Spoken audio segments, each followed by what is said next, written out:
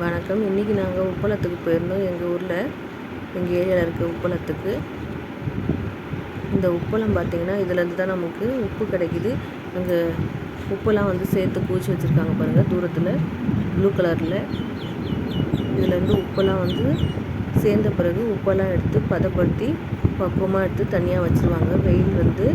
நல்லா வெயிலில் இந்த உப்பெல்லாம் மாறின பிறகு கழிவறையிலேருந்து வர நீரை கால்வாய் மூலயமா வர வச்சு இந்த மாதிரி பாத்தி கட்டி இது நல்லா வெயிலில் காயிட்டுன்னு விட்டுருவாங்க.